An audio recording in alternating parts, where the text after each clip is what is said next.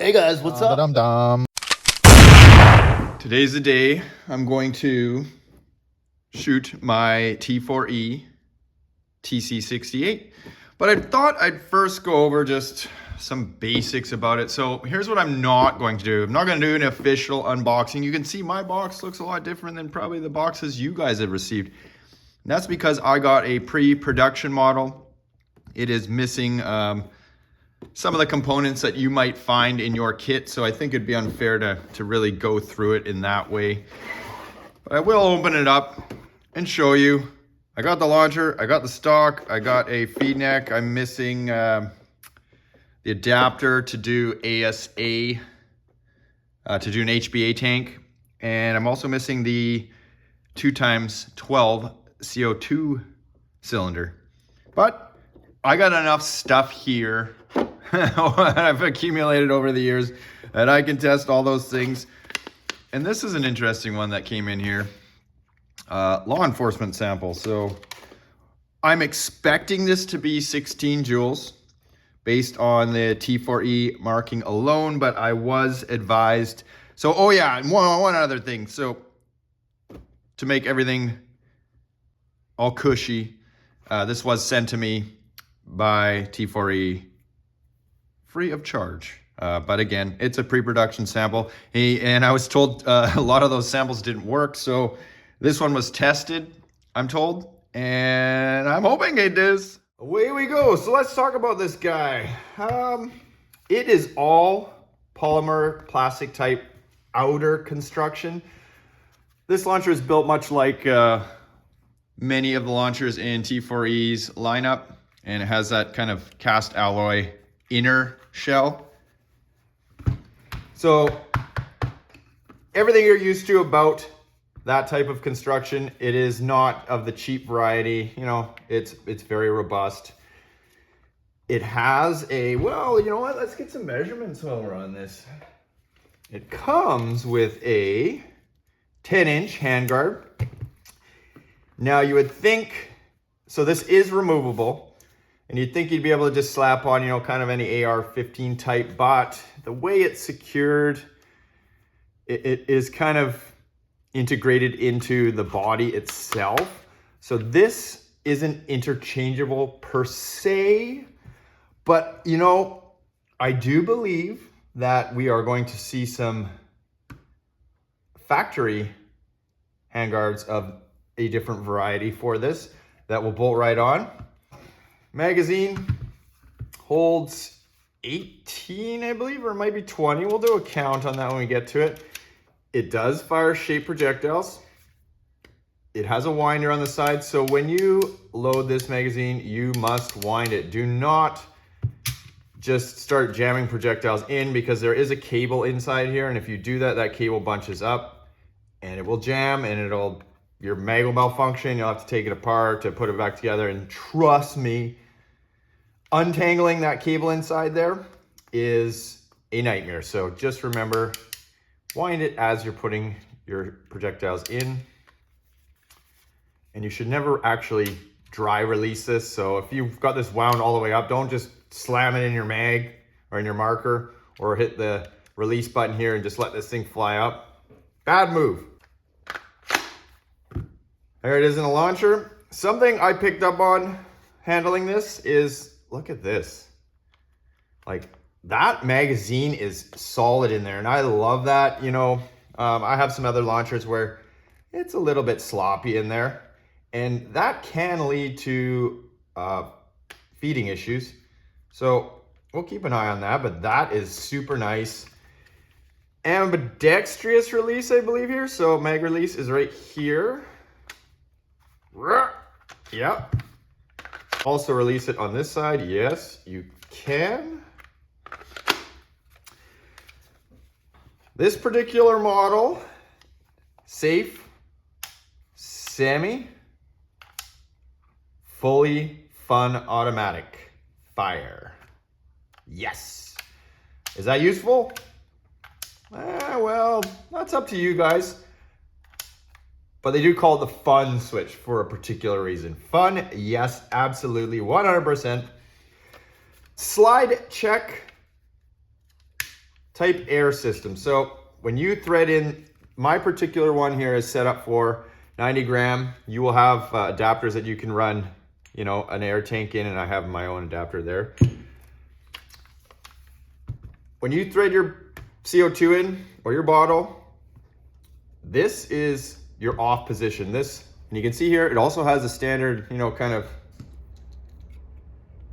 we've all come to love that little poppet pin there that tells you the marker is aired. So when you thread in a CO2 or what have you, this pin is gonna pop up. That means the marker is gassed up until this point. So right here, there's no actual gas or air in the launcher.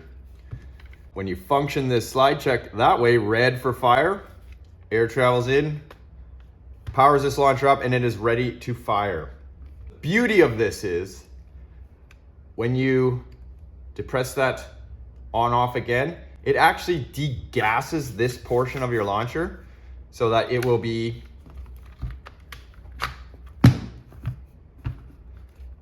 safe. So your marker can always be ready with air attached or CO2. Now, CO2 attached, I don't know yet. I've never been a fan of these slide checks using CO2. Now, possibly T4e has, you know, beefed up the O-rings in there, and I imagine they probably have. But I would never recommend leaving a CO2 live in the back, even with this in the off position. Just asking for trouble. There's that. That's probably the biggest thing that I love about this is these manufacturers are starting to build this stuff into the launchers, or in some cases we have them built into tank like that. Slide check regular. Good.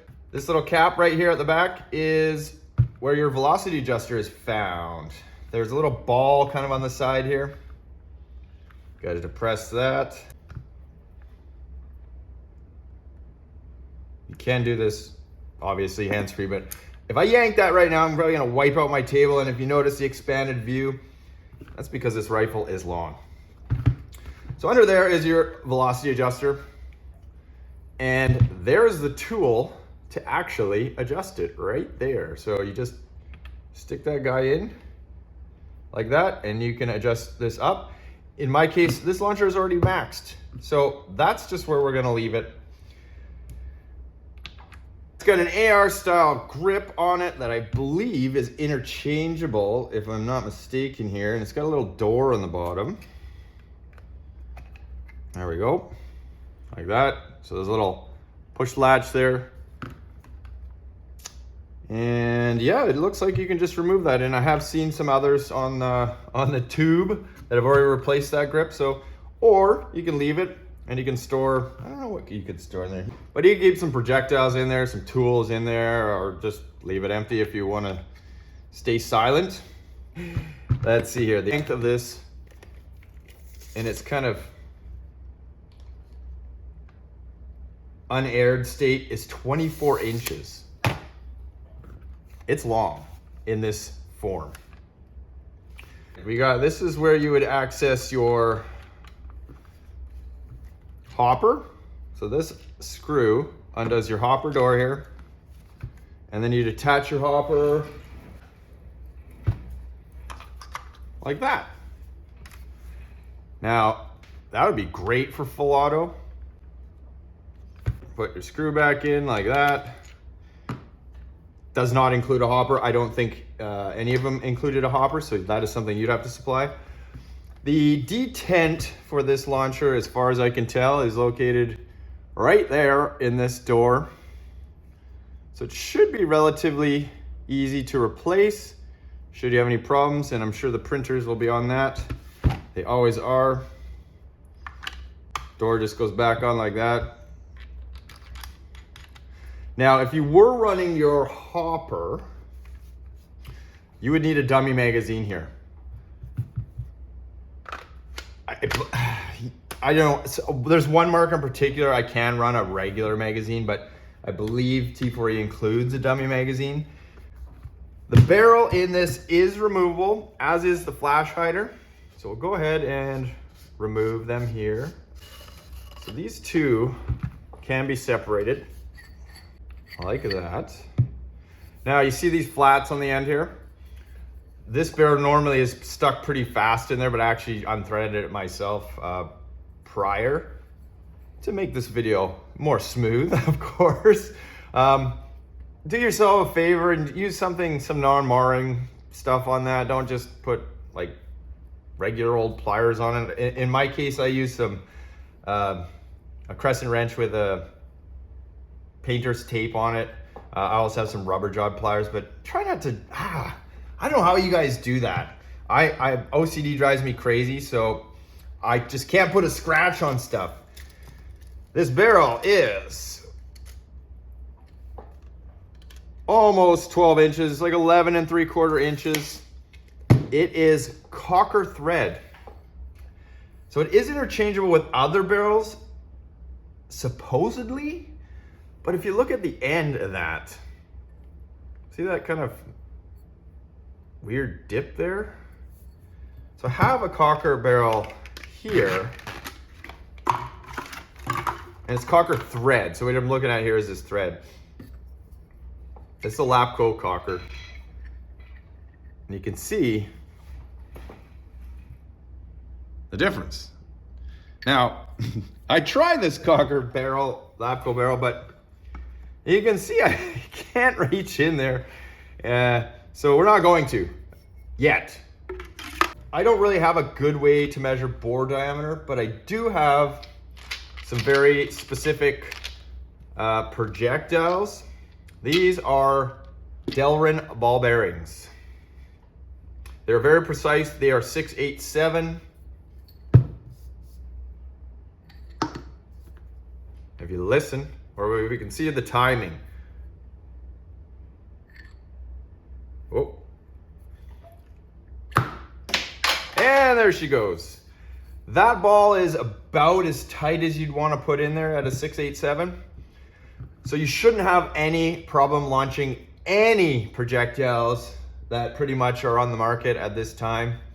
I'd probably recommend something in the 684 to 685 variety to maximize your bore match. Going to like that particular one here, these 687 type things, that's a little too precise, and you can see got a little bit of drag in it, but it was easily blown out, so no issues there.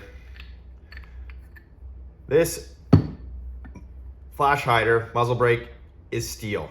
I believe it's steel. It is heavy as a bugger. No, it's not steel. It's just a good solid chunk of aluminum. Interesting. It's heavy like steel though.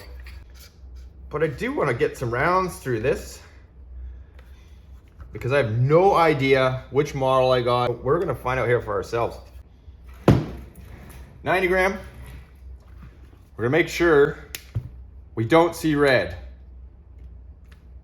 When you don't see red, it is in the off position. Because I haven't fired this launcher yet, pardon me, we're gonna put some lube down in here, and it's really hard because this thing's long to really show you guys, but I'm just gonna put a healthy squirt in there because who knows how long this has been sitting. 90 gram CO2. Canadian style JT, threaded in there. And we're just gonna send her. You can see right there, the pin popped up. Now once it airs up like that, let's see, this one threaded in super nice. There are some 90 gram launchers where it feels like once this is, you heard your launcher air, but you keep screwing it anyways. Don't do that. Just put a couple extra turns on it and that's it. You compress this cylinder too much, usually there's an O-ring in here or a kind of a flat seal that you're just gonna ruin. So just put her on like that. Put our buttstock on for effect, like that. And let's grab some projectiles here to load up, and we'll get a count on this magazine because I can't recall, it was 18 or 20. Got a bucket of Grimberg Jewel V2s and some HPs mixed in there. We're gonna shoot some shape projectiles because you know me and shape projectiles, we don't get along, and I'm very curious, will we get along? So what we're gonna do is just wind this magazine all the way up till it stops. And when I say stops, I mean Yeah, you'll feel it when it kind of reaches its maximum tension, but don't go and ug-a-dug this thing. Right there, I can feel it. All right, let's start the count. 1, 2, 19.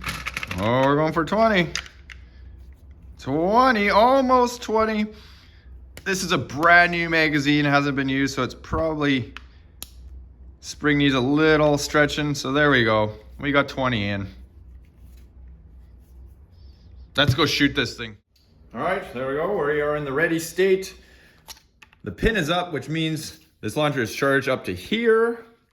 You can see the slide check is in the off position, so you're gonna hear a notable click when I function this to the red, like that.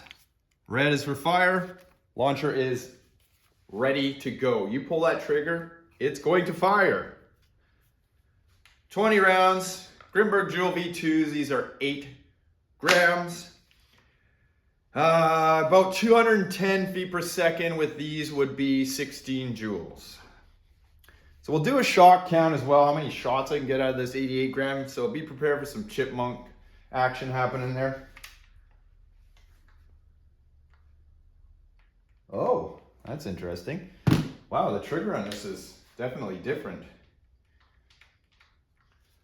So marker's in safe right now, but I'm gonna be very cautious here. You know what? Let's check that safety. There we go. Okay. The take up on that, if you can see that, it's actually quite loosey-goosey up to there. I actually like that.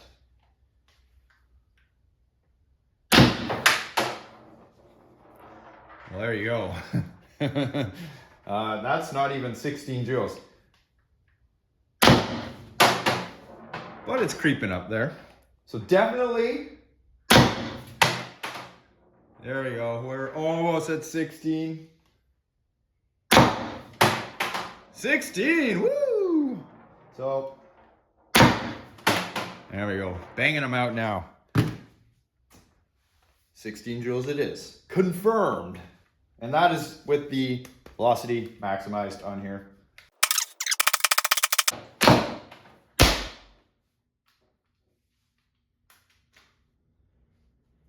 No problems, no jams, but it's 16 joules. I'm gonna load up some, before I expend too much of that CO2, because I wanna do a shape projectile test while that 90 gram is quite full. So just gonna wind my magazine up here. Got some Grimberg Far. I'm not sure they still make these projectiles. So these were the second half to the HP 68s. They don't have kind of that concave shape. But we'll load up a full magazine and we'll see where we get to here.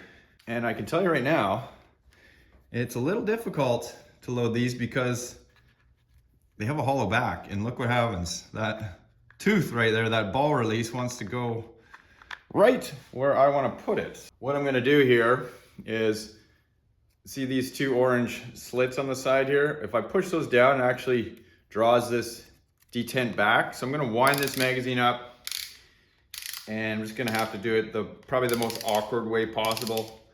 So if you're gonna shoot shape projectiles,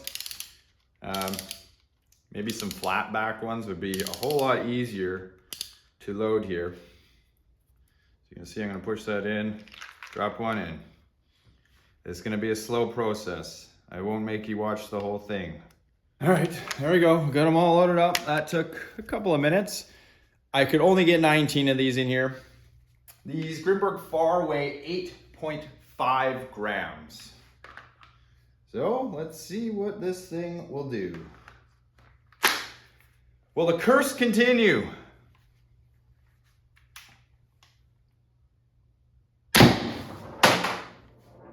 $198. 204. 212. It likes these shapes, so that's a little bit more than 16 now. Oh, we got to drop.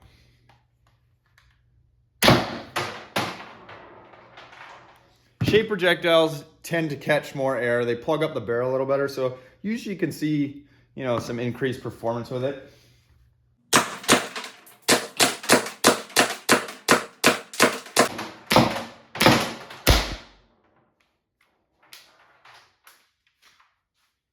Not too shabby.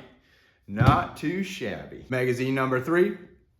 And how could we go without shooting probably the most popular projectile right now, and that is the AR Tactical Jewels. These are those guys right there, 8.2 grams. They are 0.685, so they probably are a very good match for this barrel.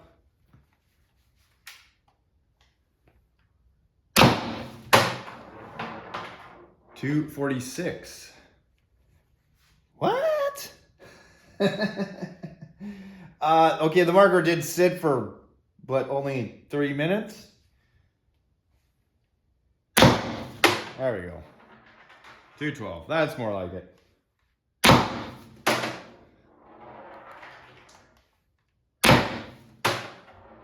They seem to be doing a little bit better. That bore match does help.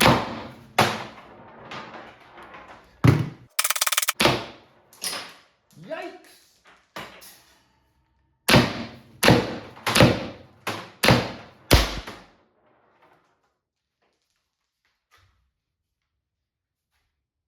Empty.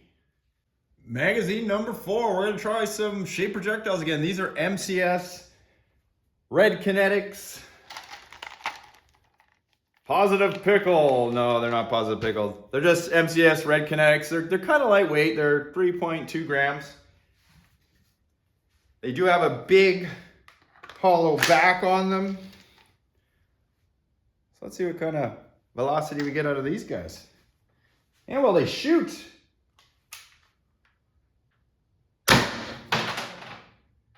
386. 348. 350. This was magazine 4. Did I say that?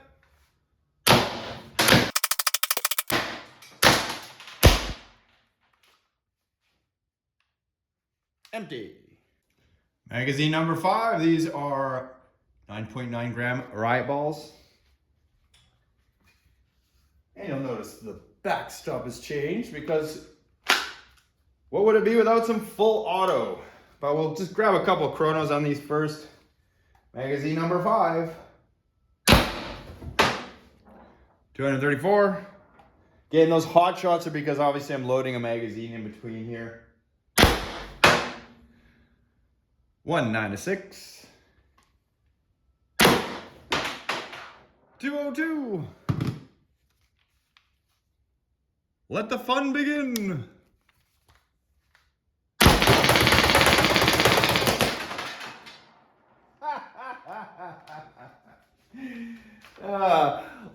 Love it, guys. Magazine number 6, Burner Kinetics. These are 0.684, 2.9 grams. It should be noted, it is brought to my attention, so I have like older versions, I guess, that Burner has updated these. They are now a 687 actual ball size with a weight of 3.1 grams as opposed to these older ones that they made. I think most of our YouTube channels were probably testing these for a very long time, but now they've switched to this different size ball, but it should fit down this barrel. Magazine number 6. Oh, those little buggers are flying, of course. Again, hot shot. 84, nope, doesn't seem to be that, Keith. Still going strong, I guess. Oh, missed that one.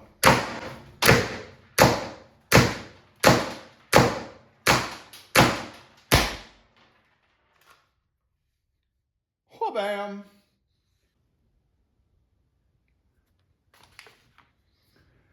Whew. Mag number 8. I've gone back to the Grimberg Joule V2s because, well, it's got to be running out of CO2 by now. So the easiest way for me to figure that out is because I remember the numbers from the first first magazine. CO2, this stock is getting pretty cool right now. Let's go. Magazine number 8. Again, hot shot. That's 30 joules. But it's going to drop down to 16. No, but not quite. That's more like 20 some odd. Awkward moment. Now all of a sudden it's shooting hot and I don't know why. Huh.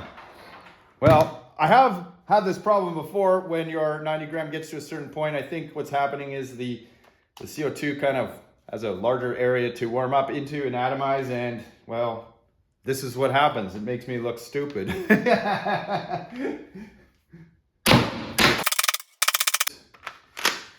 Oh boy, we're on like 160 shots now on a single 90 gram. This is magazine number 9.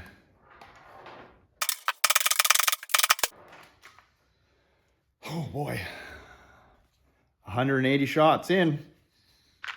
Magazine number 20. I'm not even gonna chrono these. But we should. Okay, we are losing power now.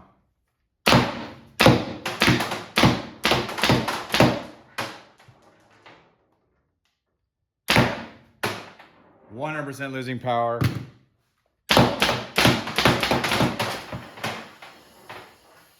You can hear the bolt didn't reset. Sounds like I'm out of gas.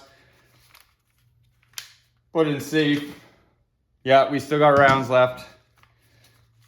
We will degas it just in case, so like that.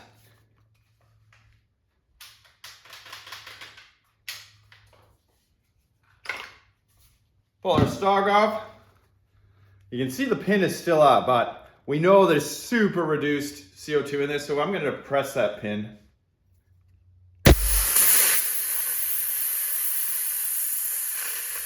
If this CO2 cartridge had any usable amount of CO2 in it, you wouldn't be able to just do that with your finger. Always good to practice to try and degas it when you're undoing threaded stuff. Well, 200 rounds out of a 88 gram. It's pretty impressive. It is only 16 joules. I know some of you guys seem so that's not less lethal. Well, you know, this would make a great pepper ball launcher as is. And Umarex or T4e is making with a, I think it's a 40 round drum mag. It's gonna be a little bit ridiculous, right? I mean, it's gonna be this huge drum, but fun nonetheless. What else can I say about it? It performed well, considering this was not a production model, remember. But it did shoot 16 joules and hotter as that CO2 emptied out. I guess now the question is, can we make it stronger than it is? I think the answer is already out there, but I got a different way I'm gonna do it. So you guys are gonna have to stay tuned for that.